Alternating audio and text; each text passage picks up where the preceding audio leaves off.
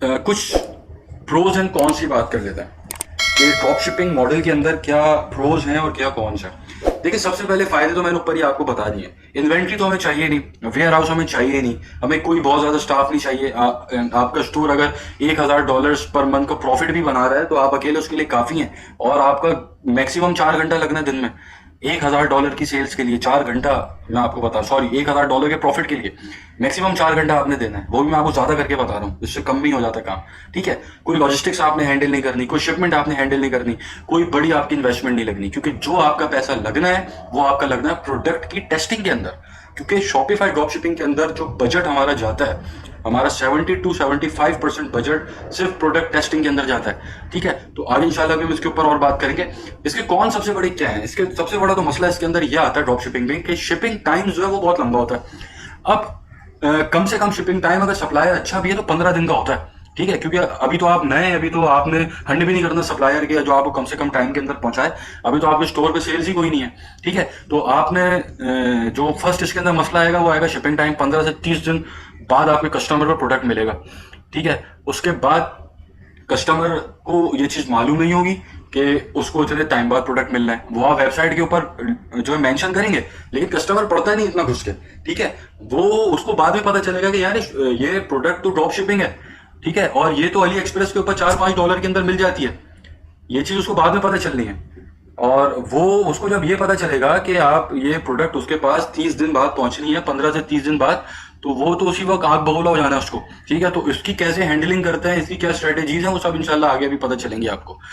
दूसरा बड़ा क्या नुकसान है इसके अंदर कि आपकी सप्लायर की ब्रांडिंग हुई भी होती है। ठीक है, अली एक्सप्रेस की ब्रांडिंग होगी उसके ऊपर, और आपका सप्लायर की पैकेजिंग के अंदर आपके कस्टमर तक वो सामान पहुंचेगा। तो वो जैसे ही अगर वो ना भी उसको पता चले तो उसके सामने जब ई पैकेट आएगा तो वो तो बोलेगा यार ये तो अली एक्सप्रेस का सामान था, $2-2.5 का सामान था, मैंने $20 में खामा खरीद लिया, $15 में।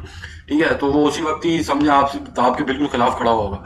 दूसरा, रिकरिंग हो ही नहीं सकता, जाहिर है दोबारा तो उसने कभी आना नहीं मुड़ के। ठीक है, तो ये कुछ इसके कॉन्स हैं, लेकिन जो इसके प्रोज हैं उसके आगे कौन कुछ भी नहीं है। ठीक है, क्योंकि ये एक मॉडल बहुत बेहतरीन मॉडल है। अगर इसको हम स्ट्रेटेजीज के साथ इसके ऊपर काम करें तो उससे अच्छा कोई बिजनेस है नहीं। ठीक है, तो ये हमने देख लिया। उसके बाद थोड़ा सा मैं आपको डिफाइन करूं कि टाइप ऑफ स्टोर्स कितने हैं। देखें, 2 टाइप के स्टोर्स होते हैं मेनली, एक जनरल स्टोर है और एक नीश स्टोर होता है। जनरल स्टोर के अंदर हम कुछ भी बेच सकते हैं। अली एक्सप्रेस के ऊपर इस वक्त मिलियंस ऑफ प्रोडक्ट्स हैं। ठीक है, हमारा जो दिल चाहे, जो हमारी मर्जी, हम जो अपनी वेबसाइट के ऊपर लगाएं और बेचें, प्रोडक्ट रिसर्च के बाद। ऐसे नहीं कुछ भी लगा दिया बेच दिया, प्रोडक्ट रिसर्च के बाद।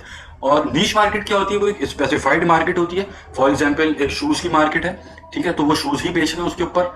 कोई क्लोथिंग का ब्रांड है तो उसके ऊपर क्लोथिंग ही होगी। मैं भी एग्जांपल आपको एक दिखा देता हूँ। जैसे जनरल स्टोर के अंदर अगर आप देखें कि हाइगो, या आपको मैं 3 सेकंड दिखा देता हूँ, 5 सेकंड्स। ये आप देखें, ये ड्रॉप शिपिंग का स्टोर है, बहुत अच्छा काम कर रहा है ये, और बहुत अच्छे प्रॉफिट्स ये बना रहा है। ये सारी चीजें किस तरीके से हम चेक करते हैं वेबसाइट को कि वो कैसा काम कर रही है, कितना प्रॉफिट बना रही है, सारी चीजें आगे प्रोडक्ट रिसर्च के अंदर आएंगे तो साथ ही ये सब आपको मैं बताऊंगा चीजें। अब आप ये देखें कि ये जनरल स्टोर है। ठीक है, ये यहाँ पे चप्पल भी बेच रहा है, ये यहाँ पे केबल भी बेच रहा है, चार्जर, यहाँ पे मेकअप का सामान भी बेच रहा है, ये यहाँ पे एंकल ब्रेस भी बेच रहा है, ये यहाँ पे सब कुछ बेच रहा है। ठीक है, तो ये होता है एक जनरल स्टोर। अभी अगर मैं नीश स्टोर की बात करूं तो ये आ गया वी क्यू फिट। ये भी ड्रॉप शिपिंग का स्टोर है। ठीक है, लेकिन ये प्राइवेट लेवल कर रहा है ड्रॉप शिपिंग में। सामान इसका भी चाइना से ही आ रहा है। और ये सारी चीजें पता कैसे लगानी है, इंशाल्लाह ये आगे आपको पता चलेगा जब मैं रिसर्च पे आऊंगा, प्रोडक्ट रिसर्च और हंटिंग के ऊपर आऊंगा। अब आप देखें, ये स्टोर नीश स्टोर है। ये पैंट्स हो गए, हुडीज, और ये क्लोथिंग के अंदर, और क्लोथिंग के अंदर भी ट्रेनिंग के ऊपर इसका सारा फोकस्ड है। ठीक है, तो अभी अपनी वेबसाइट के ऊपर ऐसा नहीं कि यहाँ पे एक जो है चार्जर लाके लगा दे। ठीक है, ऐसा नहीं हो सकता। ये नीश, इसकी अपनी मार्केट है, ये उसी के अराउंड खेल सकता है। अब सवाल यह है कि हमें किस पे जाना चाहिए। हमें बिल्कुल जनरल स्टोर पे जाना चाहिए। क्यों? क्योंकि जनरल स्टोर के ऊपर हम किसी भी किस्म के प्रोडक्ट को टेस्ट कर सकते हैं। ठीक है, हम वहां पे लिमिटेशंस नहीं है प्रोडक्ट की, हम किसी भी तरह का प्रोडक्ट वहां पे टेस्ट कर सकते हैं। और नीश मार्केट के अंदर हम लायबल होते हैं कि हम वही प्रोडक्ट को टेस्ट करें कि जो हमारी नीश के मुताबिक है। तो अपॉर्चुनिटीज जाहिर है जनरल स्टोर में बहुत ज्यादा अपॉर्चुनिटीज होती हैं प्रोडक्ट की, और नीश के अंदर अपॉर्चुनिटीज बहुत कम होती हैं। और लेकिन जनरल स्टोर के ऊपर प्रॉफिट मार्जिन एवरेज होते हैं। और नीश अगर आपका स्टोर है या प्राइवेट लेबलिंग आपने की हुई है तो वो तो फिर बहुत हाई प्रॉफिट मार्जिन के ऊपर आप जा सकते हैं, फिर तो वो आपकी मर्जी है, आपका ब्रांड है, फिर तो आप जितना प्रॉफिट लें। ठीक है। अच्छा, जनरल स्टोर कभी भी ब्रांडेबल नहीं होता, आप उसको ब्रांड नहीं बना सकते कभी भी किसी सूरत। ठीक है। और नीश स्टोर जो होता है वो जाहिर है ब्रांडेबल होता है, उसके ऊपर प्रॉपर आप ब्रांडिंग करके अपना ब्रांड खड़ा कर सकते हैं। और मैं जनरल स्टोर की अभी आपको अगर एग्जाम्पल दूँ, ये आ गया एक स्टोर था यहाँ पे, इसकी मैं आपको एक एग्जाम्पल देता हूँ, या आप इसी को देख लें, अपना हाईगो को ही देख लें। देखें, ये हाईगो जो है ये इस वक्त तकरीबन तकरीबन भी $2 मिलियन प्रॉफिट। अच्छा जी, तो अब मैं आपको एग्जाम्पल दिखाता हूँ एक स्टोर। ये देखिए हाईगो वाली खोला हुआ है मैंने यहाँ पे। देखिए ये स्टोर तकरीबन $2 मिलियन का प्रॉफिट कमा रहा है, सिर्फ $2 मिलियन का तकरीबन ये सिर्फ प्रॉफिट कमा रहा है। क्योंकि इस स्टोर की सेल अगर आप चेक करें ना, तो 6.1 मिलियन से $12.2 मिलियन, अगर आप इसको ऑन एवरेज $10 मिलियन भी रखें, तो इतनी बड़ी सेल्स का स्टोर। और आप ये देखें, आपको कहीं से भी ब्रांडेड स्टोर लग रहा है? ये बहुत सिंपल सा स्टोर लग रहा है, ब्रांड का कोई नामो निशान नहीं है यहाँ पे। ठीक है। तो ये आप चीज से अंदाजा लगाएं कि जो जनरल स्टोर्स होते हैं जिनके ऊपर सब कुछ ही बिक रहा होता है, वो ब्रांडेड, उसको ब्रांडेड करना एक मुश्किल काम है, और वो ब्रांडेबल नहीं होते। ठीक है। और दूसरा, फिर अगर उसके ऊपर प्रॉफिट रेट कम है, सेल्स उसकी रेवेन्यू कम जनरेट कर रहा है, तो उसको फ्लिप करने में भी बड़ी मुश्किल होती है, हार्ड टू फ्लिप होता है। मतलब बेचना, एक बिजनेस को चलते हुए स्टोर को बेचना, इसके अंदर भी मुश्किलात आ जाती है। ठीक है। और यहीं अगर हम बात करें नीच स्टोर की, तो वो ब्रांडेबल होता है, प्रॉपर उसकी ब्रांडिंग कर सकते हैं, और उसकी फ्लिपिंग बहुत आसान होती है। मतलब उसको हम बआसानी बेच सकते हैं किसी को भी। ठीक है। अगर मैं इसकी जनरल स्टोर की एग्जांपल लूँ, तो शायद अगर ये अच्छा प्रॉफिट कर रहा है तो ये 8 से 10 महीने के प्रॉफिट के ऊपर बिक जाएगा। लेकिन अगर यही नीश स्टोर है और वो आपने प्राइवेट लेबल किया हुआ है, तो 20 से 25 महीने के प्रॉफिट पे आसानी से बिक जाएगा ये स्टोर। ठीक है। तो ये एक इसकी कुछ चीज़ें थी जो डिस्कस करना यहाँ ज़रूरी थी। उसके बाद कि बिजनेस स्कोप और एक्सपेक्टेशंस आप क्या रख सकते हैं।